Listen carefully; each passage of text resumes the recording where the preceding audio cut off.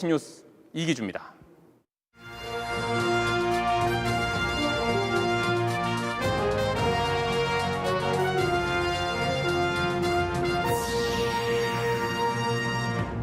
충북도 또다시 조류 인플루엔자 AI 위기를 맞고 있습니다.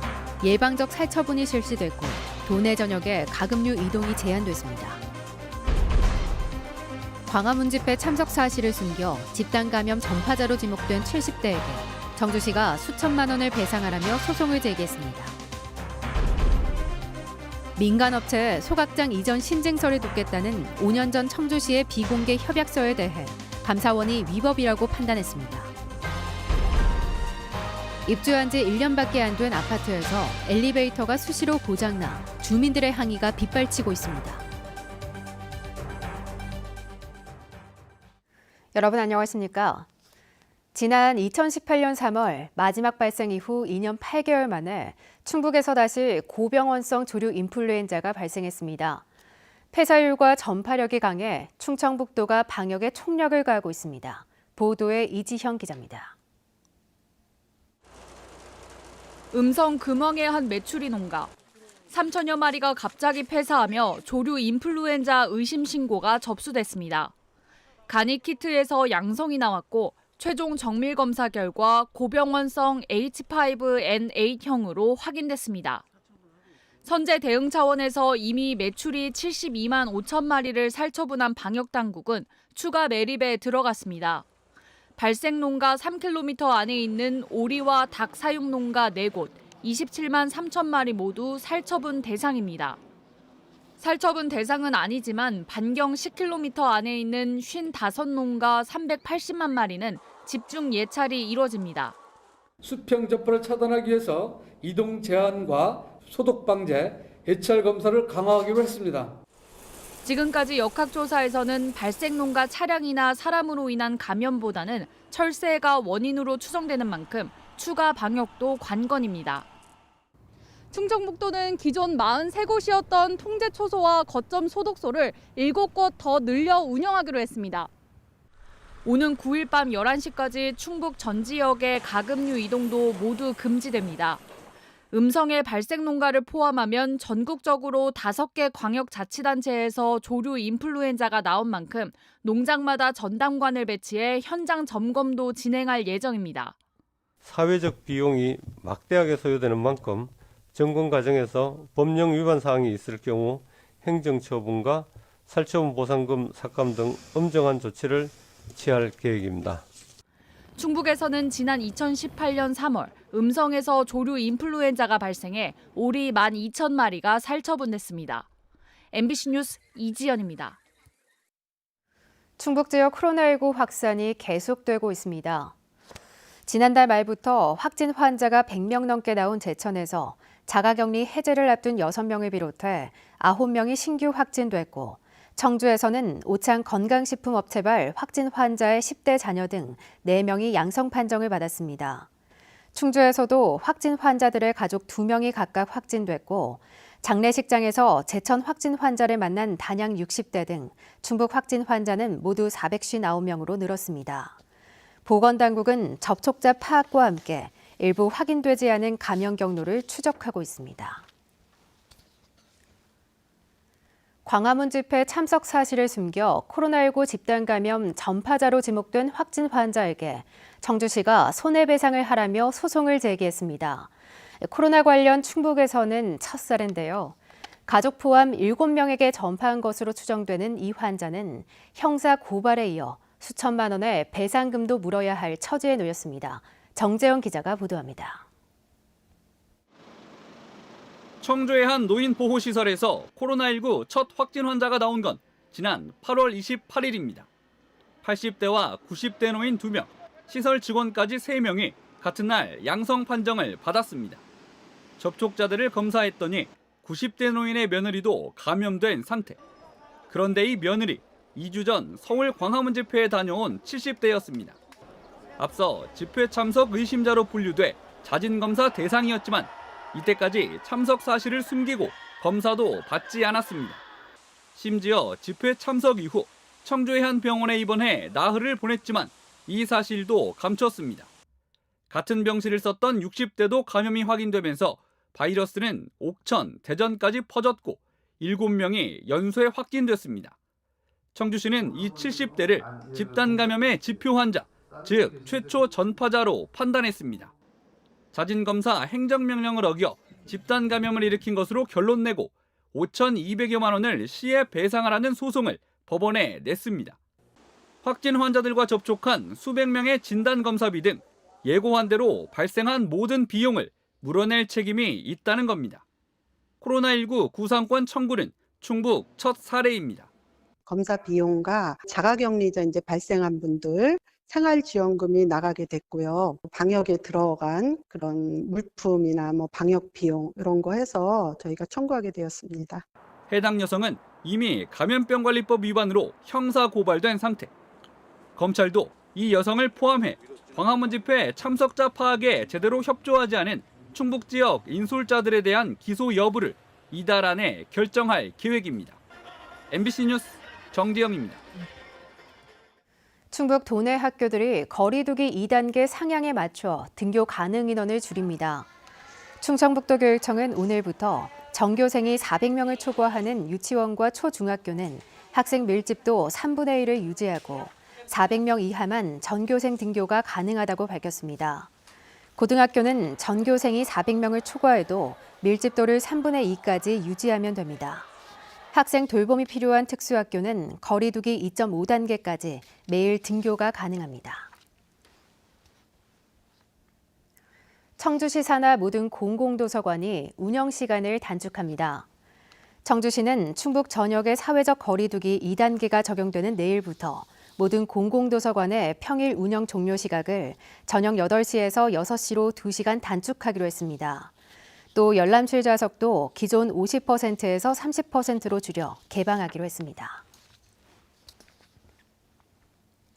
가뜩이나 소각장 많다는 청주에 소각장 이전 신증서를 돕겠다는 5년 전 청주시의 비공개 협약 때문에 소각장 반대 주민들의 공분을 샀었죠.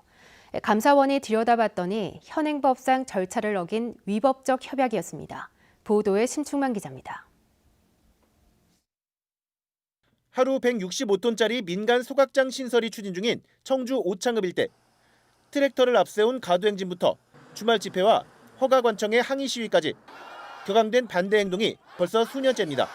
주민 생존권 쟁취하자! 쟁취하자! 쟁취하자! 쟁취하자! 여기에 기름을 부은 건 지난 2015년 이 소각장 짓는 걸 돕겠다며 전임 시장이 서명한 청주시의 이전 협약.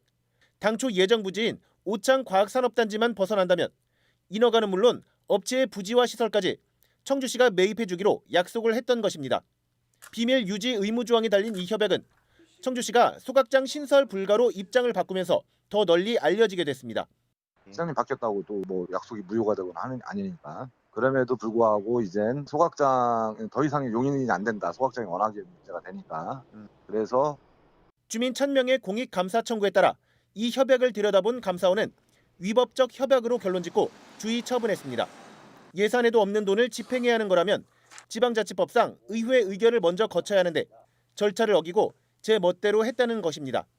사실은 그 협약서로 발목을 잡혀 있었잖아, 청주시에서. 그런데 지금 이런 결과가 나왔다는 거는 그 협약 자체가 이제 무효로 본다는 자체니까 불허하는데 굉장히 도움이 되지 않을까.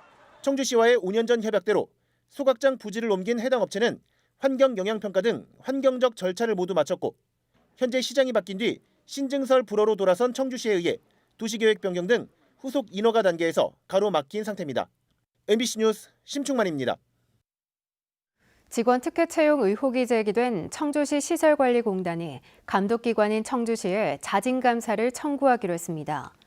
청주시 시설관리공단은 시의회 5분 발언에서 거론된 직원 특혜 채용 의혹 제기에 대해 분노를 감출 길이 없다는 강한 어조의 반박 입장문을 내고 사실 여부를 따지기 위해 감사를 자청하겠다고 밝혔습니다. 앞서 5분 발언에 나선 박미자 청주시 의원은 지난 10월 무기계약직 2명이 정규직으로 채용되는 과정에서 일부 자격 미달 등이 있었다면서 특혜 의혹을 제기했습니다. 하루에도 몇 번씩 타는 아파트 엘리베이터가 수시로 고장난다면 얼마나 불안할까요? 입주한 지 이제 막 1년 넘은 신축 아파트에서 하루가 멀다 하고 엘리베이터 고장이 반복되고 있는데 참다 못한 주민들이 엘리베이터 전체 교체를 요구하고 나섰습니다. 보도에 이채영 기자입니다. 청주의 한 아파트 입주민 커뮤니티 게시판. 엘리베이터 점검 중이라는 사진과 함께 승강기 고장이 일상사라는 글이 올라왔습니다. 심지어 6층에서 2층으로 한 번에 떨어지면서 충격이 발생했다. 불안해서 못하겠다는 글까지. 지난 7월에 게시판이 열린 이후 불과 넉 달여 만에 엘리베이터 고장 민원 글만 100건 가까이 올라왔습니다. 지난 8월엔 초등학교 5학년 아이가 엘리베이터에 30분 가까이 갇히는 사고도 발생했습니다. 출동하시는 분이 처음에 빨리 안 오다가 이제 그분이 오셔가지고 30분 만에 와가지고 꺼내준 거죠. 승강기 탈 적마다 불안해하죠. 아파트 18동에 설치된 엘리베이터는 모두 37대. 갑자기 운행이 멈추거나 흔들리는 등 불편함은 일상이 됐습니다. 그 옆라인 엘리베이터 이용해서 옥상으로 다시 이렇게 내려가라고 하는데 그렇게 하기는 너무 번거로우니까 그냥 계단으로. 주민들의 항의가 빗발치자 해당 건설사는 2달간 전기 담당 직원까지 상주시키기도 했습니다. 최신 기계다 보니까 센서들이 많다. 안전에 대한 센서가 많기 때문에 그럴 수 있고 이 볼펜이 들어가서 섰다. 핀이 들어가서 여성용 머리핀이 들어가서 섰다. 실제로 지난 9월 한국승강기안전공단에서 정기검사를 실시한 결과 문제가 237개나 발견돼 이례적으로 모든 엘리베이터가 조건부 합격 판정을 받았습니다. 입주민들은 불안해서 못 참겠다며 엘리베이터 전체를 교체해달라고 요구하고 있습니다. 하지만 건설사 측은 설치업체 전수조사에서 일부 부품의 불량이 원인으로 나타났다며 엘리베이터 교체는 어렵다는 입장. 어떤 부품 때문에 그랬던 것 같아요. 이번 주 중에 이제 보수 작업이 끝나면 좀 앞으로 정상적으로 가동될 걸로 좀 보고 있고 이런 문제가 이제 다시 이제 반복되지 않게.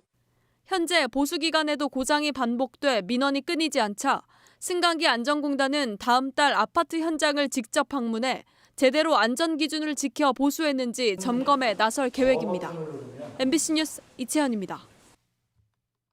친구가 채무 문제로 얽힌 여성을 납치 살해하도록 도운 50대가 경찰에 붙잡혔습니다. 충주경찰서는 어제 저녁 귀가하던 피해자를 친구와 함께 차에 강제로 태운 뒤 제천으로 끌고 간 50대 남성을 납치와 살인방조 등의 혐의로 긴급 체포했습니다. 체포된 남성은 운전만 도와줬다고 진술한 것으로 전해졌습니다. 피해자를 살해한 친구는 스스로 목숨을 끊은 채 발견됐습니다. 이종윤 전 청원군수가 충청북도 문화재연구원장에 선임됐습니다. 충청북도는 제6대 충북문화재연구원장 후보를 공모한 뒤 서류와 면접 심사 등을 거쳐 풍부한 행정 경험과 경영 능력이 검증된 이종윤 전 청원군수를 최종 선발했다고 밝혔습니다. 임기는 2023년 12월 10일까지 3년입니다. 보행자들이 차량 매연과 소음 불편을 겪었던 청주 구룡터널에 방음벽이 설치됩니다. 청주 서원 이장섭 국회의원은 행정안전부 특별구부세 6억 원을 확보해 산남동과 성화동을 잇는 구룡터널에 방음벽을 설치할 수 있게 됐다고 밝혔습니다. 구룡터널은 하루 3만 7천여 대의 차량이 통과하면서 성화동에서 산남동으로 통학하는 중고등학생을 비롯해 보행자들이 매연과 소음으로 큰 불편을 겪고 있습니다. 일손 부족으로 어려움을 겪는 농민들을 위해 외국인 계절 근로자 제도를 적극 시행해야 한다는 주장이 나왔습니다. 김은숙 청주시의원은 오늘 5분 발언에서 외국인 근로자를 5개월 이내 합법적으로 고용할 수 있는 외국인 계절 근로자 제도가 까다로운 근로 조건 등으로 지역에 정착하지 못하고 있다고 지적했습니다.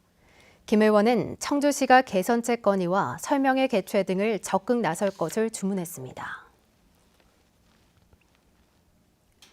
세계적 권위의 인터내셔널 와인 챌린지에서 영동 산막 와이너리의 비원 퓨어가 동메달을, 비원과 초련은 심사위원 추천상을 받았습니다. 올해로 37회째인 인터내셔널 와인 챌린지는 영국에서 시작된 와인 품평회로 50여 개국의 와인 13,000여 개가 출품됐습니다. 비원 퓨어는 항산화 물질을 다량 함유한 산머루 와인으로 2020년 대한민국 주류대상에서 최고 점수를 받기도 했습니다. 뉴스를 마칩니다. 시청해주신 여러분 고맙습니다.